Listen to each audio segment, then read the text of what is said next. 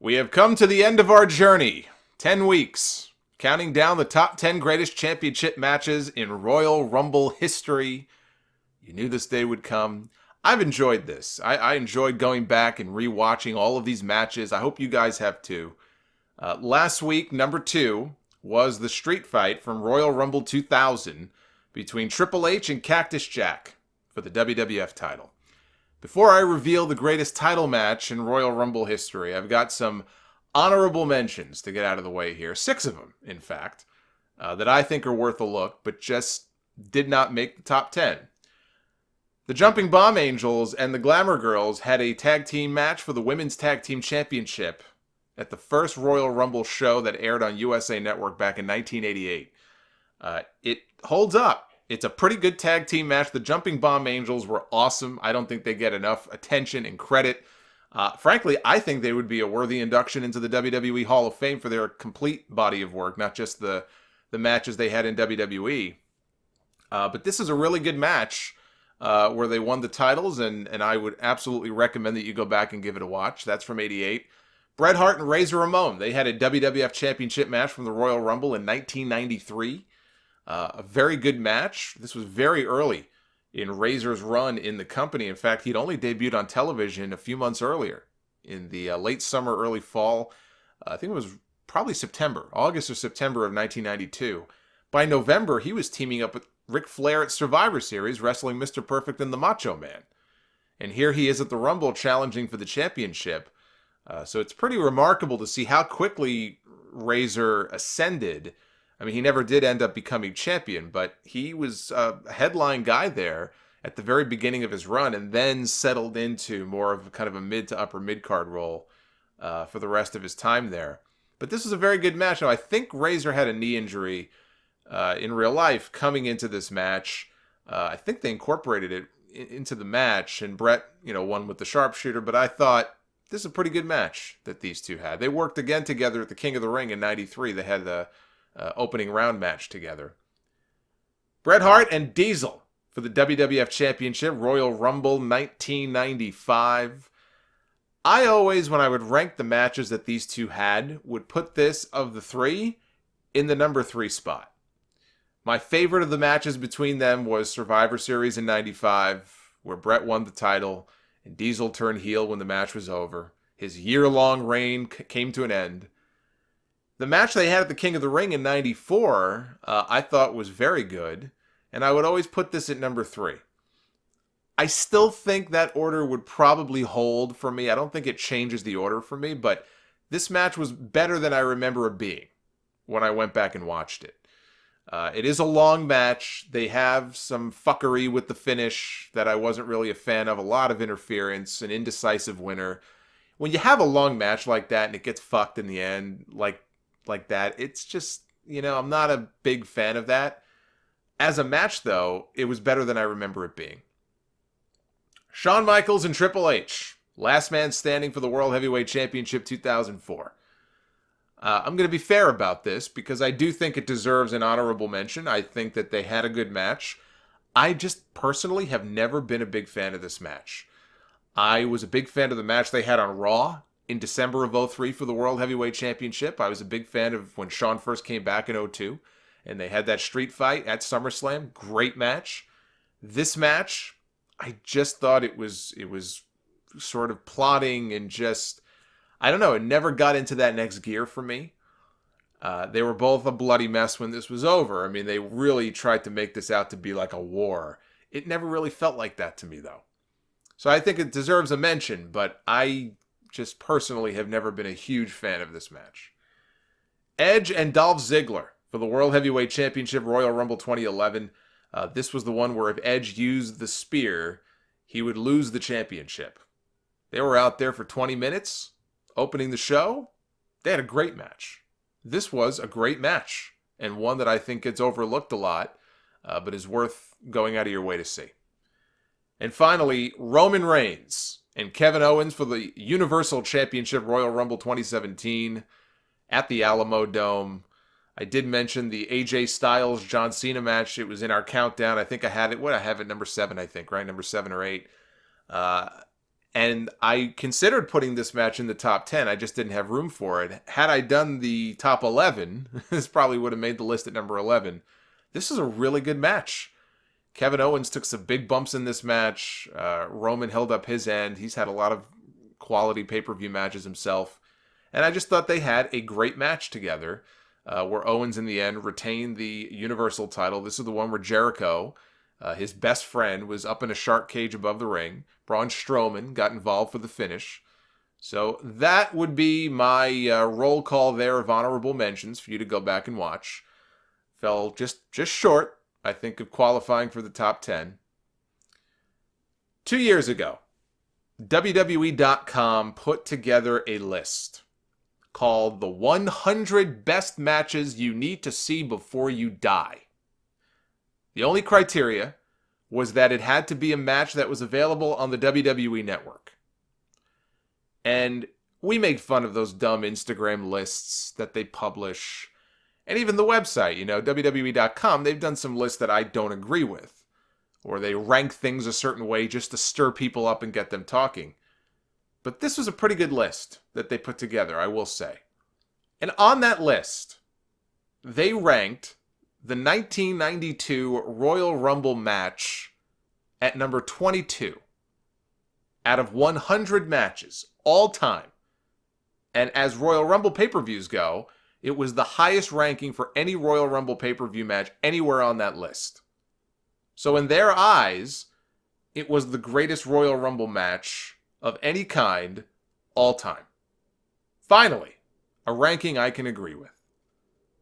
The number one match in our countdown, I know a lot of you saw this coming, is indeed the 30-man Royal Rumble match, the vacant WWE Championship from January 19th, 1992.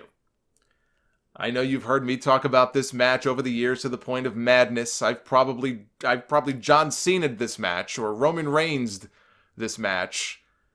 For some of you, I've turned it heel by shoving it down your throats, but it's Royal Rumble weekend, right? If ever there was a time to talk about this match, this feels like an appropriate time. This is a match that has huge replay value for me, even to this day, long as it is. It's an hour-long match. I try to watch it at least once a year. And there's so many things to like about this match. Ric Flair being brought into the company and immediately being vaulted to the top in an all-time great performance. The sheer star power that they had in this match, the legends and the Hall of Famers, 16 WWE Hall of Famers. If you count the two announcers, that number rises to 18 Hall of Famers.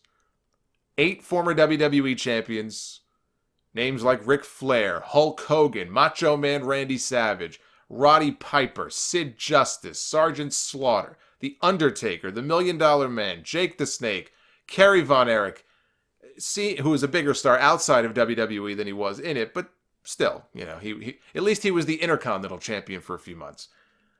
Seeing a young Shawn Michaels in there, mixing it up with some of those guys. You have the announcing, you have the storytelling, the Hulk Who sign in the crowd, which still cracks me up to this day.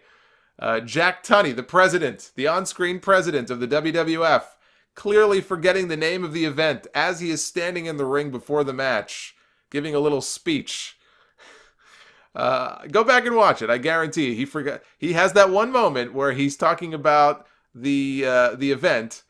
He's got Royal Rumble banners hanging from the ceilings, and he kind of pauses and says, the winner of this, the event. There's just so much to unpack here. So why this championship match, right? Why was this a championship match in the first place? There had been 4 televised Rumbles before this one. Why was this match contested for the WWF title? Well, for starters, Ric Flair had a falling out with Jim Herd, Pizza Boy, in WCW. He wanted to give Flair a pay cut. He thought he was too old. He wanted him to change his appearance and call him Spartacus and put an earring in his ear. They butted heads, and Herd fired him. But he fired him either not realizing or not caring, because he wasn't a wrestling guy, that Flair had put down a deposit on the big gold belt. That's how it worked with the NWA back in the day. You would put a $10,000 or $25,000 deposit on the physical championship belt. And until he was paid back his deposit, he wasn't giving that belt back to them. He picked up the phone. The first thing he did was he called Vince McMahon. There was a time, I want to say back in 88, where Flair, I believe, talked to McMahon, and there was a chance that Ric Flair was going to make the jump over to WWE, and he didn't. So they had known each other before. They had spoken before. He called Vince McMahon and say, hey, guess what? I'm available, and I've got this belt with me. So they made a deal, and that's when we started seeing Bobby Heenan on the syndicated shows. He would do commentary, and he would hold the big gold belt in his hand. Now, how weird would that have been, do you think, as an NWA fan back then, to put on WWF Superstars and see Bobby Heenan holding up the big gold belt? That was a huge deal back then. And that built up over a period of weeks to Ric Flair making his debut. Now, right out of the gate, Flair's feuding with two of the biggest stars in the company. He's going around calling himself, I'm the real world's champion, not Hulk Hogan. He's a fraud.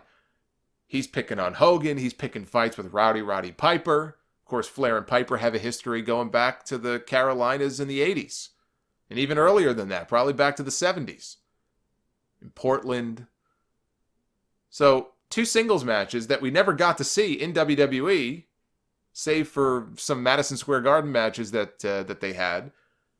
But we never got a proper program in the company between Ric Flair and Hulk Hogan, or Ric Flair and Roddy Piper. So then comes Survivor Series 91. Flair captained his own team.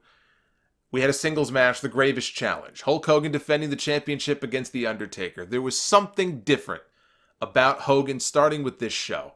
There was a period here where the people started to get a little sick and tired of the Hulk Up and Hulkamania and say your prayers and eat your vitamins. And this is the show where I think things began to turn. I think you had people who thought The Undertaker is just this cool character. He got a lot of cheers. Hogan got cheers, but he also got boos. I think Survivor Series 91 is where things really, for him, started to turn. They did the controversial finish. Flair slid the chair into the ring. Undertaker tombstone Hogan on the chair and won the championship. About a week later, 10 days later, they have this experiment that they're going to try here. This rare Tuesday pay-per-view called Tuesday in Texas. This Tuesday in Texas. Hogan opens the urn. He throws a handful of ashes in The Undertaker's eyes, rolls him up, pins him, wins back the championship. Jack Tunney is ringside for this. He got bumped, so he didn't really see what happened. Ends up stripping Hogan of the championship a few weeks later and declares the title vacant and says that it will be decided in the Royal Rumble match. We will crown a new WWF champion. The first time that championship has ever been contested in a Royal Rumble match. And really, 2016 is the only other time. It was that sort of gap between the 92 Rumble and the 2016 Rumble. It had been that long since the championship was actually up for grabs in the Royal Rumble match. We get to the match. Flair enters at number 3, and Bobby Heenan on commentary has a total meltdown. Now, the irony of this is that in his first book, Heenan claims that the idea for Flair to go the distance was one that he himself pitched. The only difference is he pitched it as Flair entering at number 1 and going all the way to the end. He says in the end, Vince McMahon made the choice to go and have Flair come out at number 3 because he wanted it to be his idea. So that's why we got Flair coming out at number 3 and not at number 1. Gorilla Monsoon points out, as Flair comes out, he goes, never in the history of the Royal Rumble has anyone who's entered numbers 1 through 5 been there at the end. It was Rick Martel who entered at number 6 the year before. He set the all-time record of 52 minutes in a Rumble match. So that's why he said numbers 1 through 5, because Martel had set the record at number 6. Flair broke that record here in this match. He set the new record of 59 minutes, which has since been beaten, I think, by Rey Mysterio and maybe some other people. But at the time, that was the record. And unlike Mysterio, by the way, in that 2006 Rumble match, Flair didn't just lay on the floor for half of it. So, just saying, all you Rey fans out there. This was a far more impressive performance here. But the commentary from Gorilla Monsoon and Bobby the Brain Heenan, I mean, look, anybody who's ever watched this show knows or any shows that those two were on knows the chemistry between those two. They are the best announced duo, the best combo in WWE history. They will never be beaten. They will never be topped. There will never be another duo that's even allowed to do the things that these guys did and just have that kind of chemistry where they can just bounce off each other so effortlessly and be genuinely laugh out loud funny, as they were many times on Primetime Wrestling and the skits they did. There just will never be another combination like that. This together was their best night. This was Bobby Heenan's greatest performance, greatest single performance as an announcer in the booth. And some of the lines, the one-liners that he had, I jotted a whole bunch of them down, and the ones that I remember, and I'm sure I'm missing a whole bunch of them, but even before the match starts, I mentioned Jack Tunney out there, right? Doesn't even remember what the name of the event is. Jack Tunney is out there. Heenan calls him the best president since Noriega, which I wonder how many younger people listening to this will get that reference, but that's what Wikipedia is for. Flair draws number 3. He comes out, Heenan has a meltdown. That's where the whole "it's not fair to Flair" thing started. We heard that multiple times in this match. It's not fair to Flair. There's another point where Heenan is losing his mind, and he's trying to take his mind off things. So he just goes, tremendous camera work. He goes, I got to keep my mind off this and think about other things. He's complimenting the camera guy, and he's losing his mind. Virgil enters at number 23. He says, imagine all the bags that he has had time to go through in the back. Of course, Monsoon said, oh, will you stop? There's another point in the match where Flair gives the British Bulldog a low blow. And Heenan says, I'd do that to my grandmother if I had to. The Barbarian. Barbarian came into the Royal Rumble match, and the Barbarian doesn't like anybody. Heenan is talking about him, and he says, when I managed him, he barely liked me. He goes, why do you think they call him the Barbarian? He's not a hairdresser on his day off. There's another point where Flair is still hanging in there. He is hanging in there, and Heenan just goes, just please let him win the title. I'm sorry for everything. He's begging to God now. I'm sorry for everything I've ever done, everything I've ever said. I will never again say anything bad about anybody. Just let Flair win this match. I'll be a different person. I promise you. I could just picture him in the booth on his hands and knees. Of course, we had Heenan's celebration at the finish of the match, and his work here will just never be duplicated. He was the best in the color role. And yeah, as the years went on, and in his days in WCW, he wasn't the same guy. I get the sense that there were many years there in WCW where he just did not care. And there's always been stories and rumors about him drinking during the shows. I mean, you watch some of those WCW shows, you'd be drinking too. So he did fall off, towards the end. But when he was in his prime, like in this role, there was nobody better. And it is a cruel irony. I've always said this. It is a cruel irony that for someone who made his money with his mouth as a manager and then as an announcer, because he wrestled, but nobody remembers Bobby Heenan the wrestler. They remember Bobby Heenan as a manager, and they remember Bobby Heenan as an announcer, as a commentator. And for somebody who made his money with his mouth, the fact that cancer robbed him of that voice, of all the cancers and illnesses for him to come down with, for it to be that, to rob him of his voice. I, like a lot of you, were very excited when a few years ago we thought that Bobby Heenan had opened a Twitter account. Remember that whole fiasco? So for a while there, it was at least a few days, if not a week went by, he's on Twitter, he's answering fan questions. Wrestlers are retweeting, hey, follow Bobby Heenan, he's finally on Twitter, and everybody's all excited.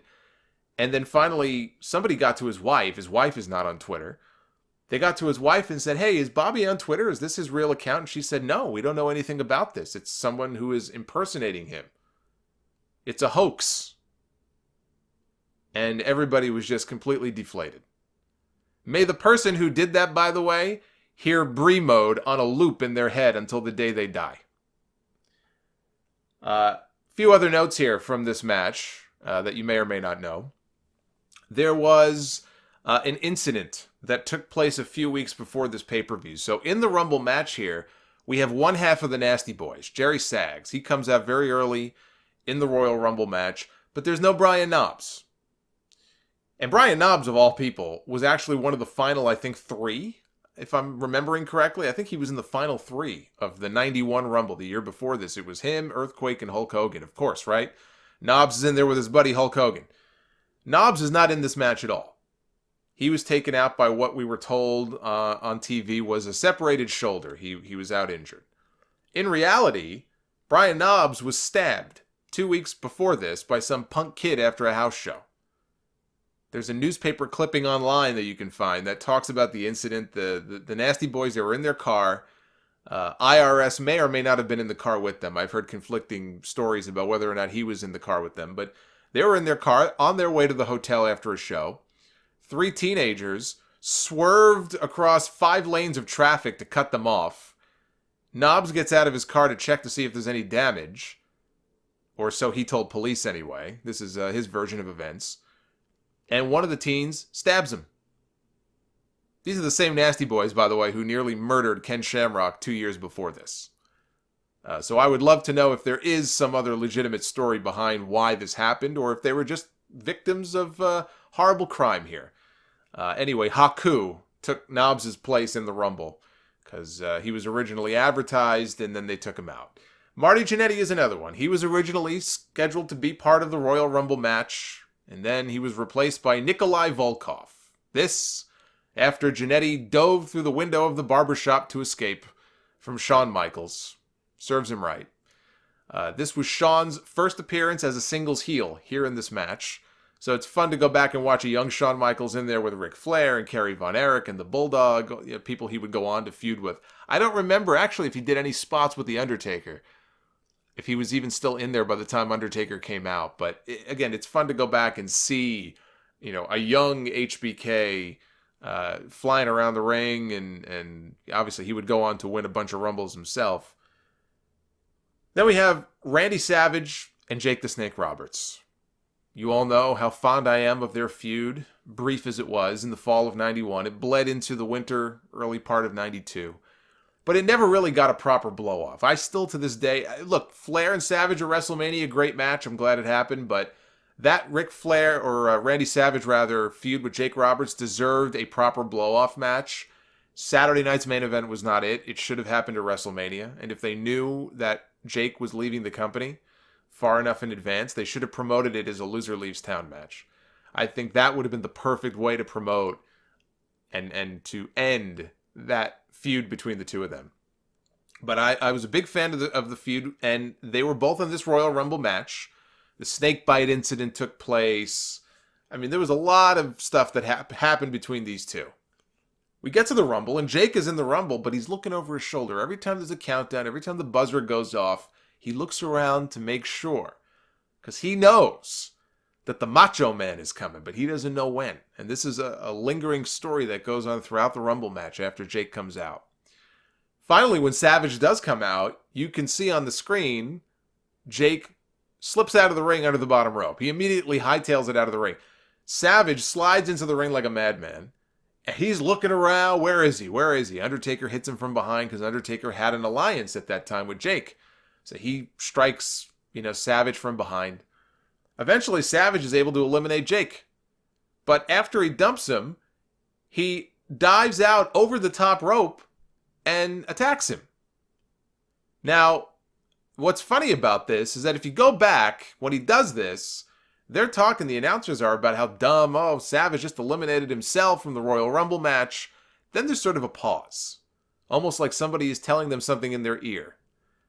And all of a sudden now, Bobby Heenan is like, well, wait a minute. I don't think Savage is eliminated because nobody threw him out. He wasn't propelled by somebody else out of the ring, and so therefore it doesn't count. He's still in the match. Undertaker gets out of the ring. He tries to throw Savage back in. Savage goes right back out after Jake. Undertaker grabs him, throws him back in. Clearly they called an audible here. Clearly Savage was not supposed to go out over the top rope. He was probably just a freaking ball of energy and didn't realize what he had done. Even Monsoon on commentary is like, all right, well, I'll take your word for it, but I don't know about that. That was clearly an audible that they had to call to try to cover for him because he just eliminated himself and he wasn't supposed to go out that early. So that's one of those little funny sort of Easter eggs when you go back and watch the match. And what's even funnier about that, and what's even more ridiculous about it, is that consider the fact that earlier in that very same match, the Big Boss Man effectively eliminated himself. He launched himself at Ric Flair. Flair ducked. And the Boss Man went out over the top rope, nearly decapitated himself, by the way, coming down under the bottom rope. Go back and take a look at that whiplash. But he basically eliminated himself. And that was okay. The Boss Man wasn't allowed to come back in. He never touched Flair on his way out of the ring. He threw himself out of the ring. But he didn't get to come back in. Savage, though, he got to come back in. Hulk Hogan is another story from this Royal Rumble match. What a sore loser this guy is. What a sour sport, right? So he's in there. And what a Final Four in this Rumble match. Sid, Savage, Flair, and Hogan.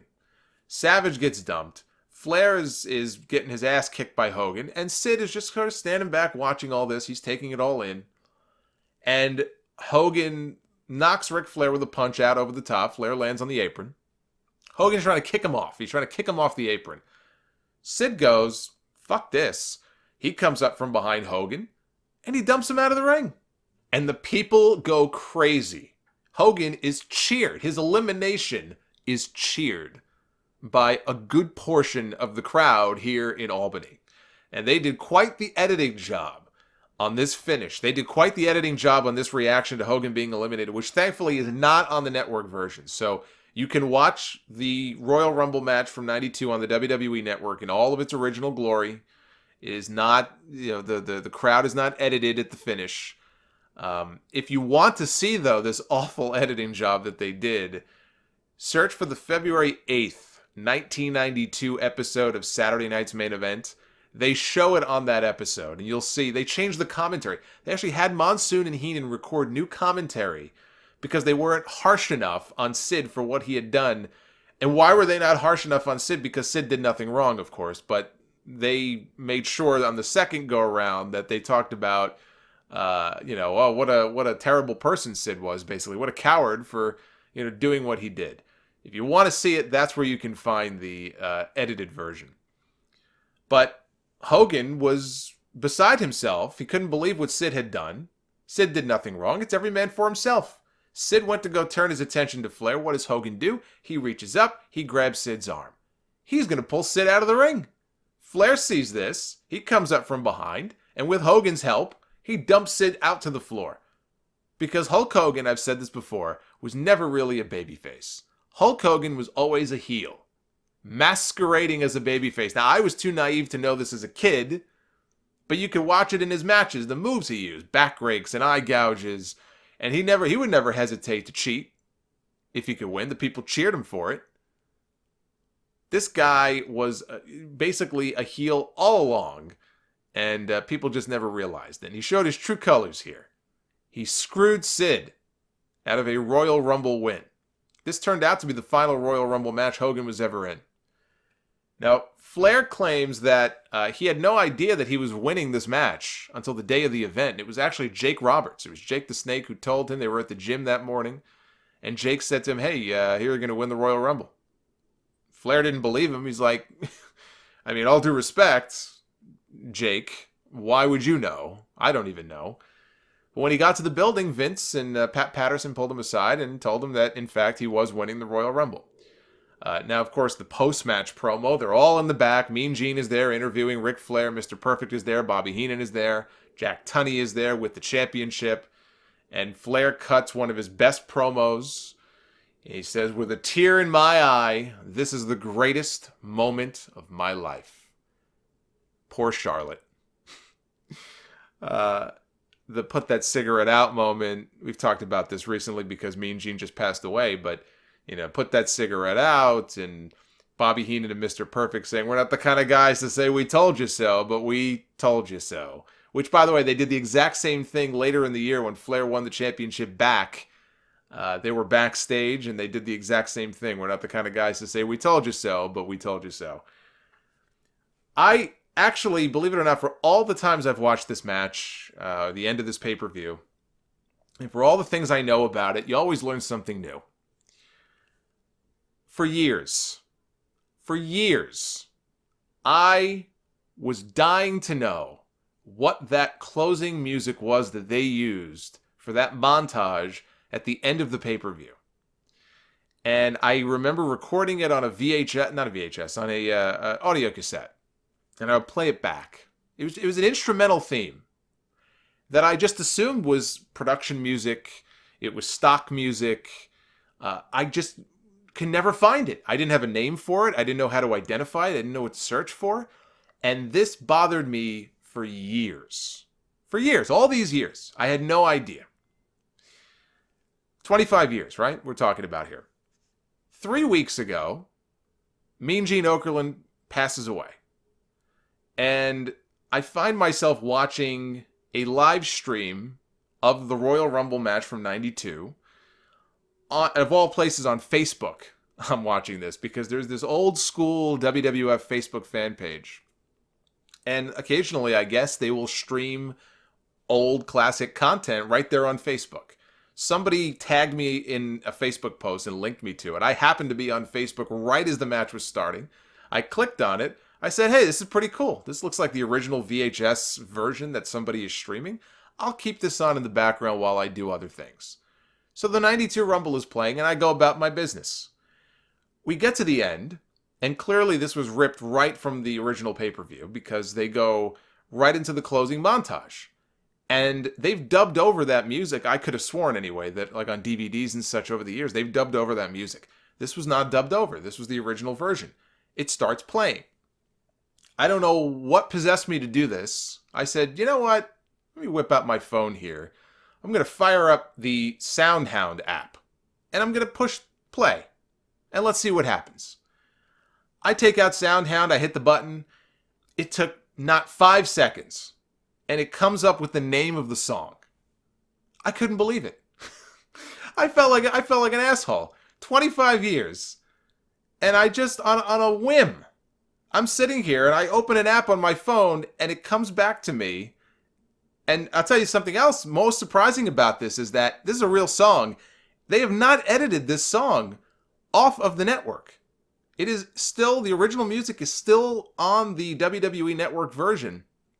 But I had no idea that this song, this instrumental, was a song by Rush called Where's My Thing? From an album they did, I think in like 1990 or something. All these years, it's a fucking Rush song. I had no idea. I had no clue. I thought it was a production piece of music. Now I downloaded it in Spotify, and from time to time I listen to it. The full version of the song, not just some little clip from the pay-per-view. I couldn't believe it. I felt like such an idiot. So anyway, if that really interests anybody, that's the name of the song. It is a real song, and you can download it and listen to it. So there you go. Now, let's talk about the fallout from this, because by virtue of winning the Royal Rumble, Flair was now the WWF champion. We're heading into WrestleMania 8. The match they were promoting on television for WrestleMania for the title was Hulk Hogan against Ric Flair. They had a press conference. Hogan was chosen to be the challenger, which, you know, Sid's reaction, of course, is very memorable. He slinked down in his chair, had this angry expression on his face, cut a promo on Hogan when it was over. But that was being promoted as the match for WrestleMania. The plan all along was to do a double main event with Hogan against Sid and Flair against Savage for the championship, which turned out to be a great little feud. The whole Elizabeth, you know, she was mine before she was yours thing. I still remember buying the WWF magazine at that time to see the whole photo spread where they had photos of Flair and Elizabeth together at home, and later on they showed that they were fakes. The match they had at WrestleMania was great. The post-match with Flair kissing Liz and Savage just wigging out, that was great. At SummerSlam, Flair didn't even have a match.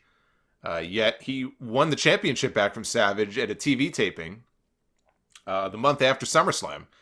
They had a match that was so bad the first time, Vince McMahon ordered them to go back out in front of the crowd and do it all over again. And Flair regained the championship. He dropped it a month later again at a TV taping to Bret Hart. A few months later, Flair realized that he was basically being demoted. He was no longer going to be in a feature headline role in the company. And he was working on a handshake agreement with Vince McMahon. I mean, he had a written contract, I'm sure, but he had a handshake agreement with Vince that if he ever fell down the card, if he was ever knocked down the card, he would let Flair go back to WCW. And Vince was true to his word. So this match in 1992 really was the high point of Ric Flair's run in the WWF. Great as that match was at WrestleMania with him and Savage, there was really never anything else that he did in the remainder of that first run that ever matched his performance or anything on the level of what he did here at the Rumble. This really was, in a lot of ways, his peak during his first WWF run. And it is one of the greatest matches in the history of the company. Pat Patterson is notorious for booking a lot of these Rumble matches, at least back then. I'm sure he had a big hand in this one as well. Whoever had a hand in putting this together, and just the story of Flair coming in and going from 3 all the way to the end, pissing everybody off, when he came into the company, being the outsider, being brought in, and really showing his worth and showing that, hey, this guy's the real deal here. He survived all the way to the end, and he outlasted all these other guys, and now he truly is the real world champion. I can't think of very many other guys, big names, that they have brought in, especially back during around that time when Dusty came in. He came in wearing polka dots. You know what I mean? Like, they just didn't do this with other guys, where they would bring them in and basically acknowledge that, yeah, this guy is one of the best in the world. He is on the level of our own guys. They didn't go out of their way to bury him. He, to an extent, did play up the whole chicken shit heel thing that WWF liked to do back then. But, Flair is just this weird case where they brought him in and Vince respected him enough that he treated him like you would hope somebody like Ric Flair would be treated. And, Vince didn't do what Jim Hurt was going to do and put an earring in his ear and call him Spartacus, which he could have easily have done. That's the sort of thing I would have expected Vince McMahon to do. When Ricky Steamboat, after the feud he had in the NWA with Flair, came back to WWF, they wouldn't even call him Steamboat. They called him the Dragon, and they had him do the fire thing.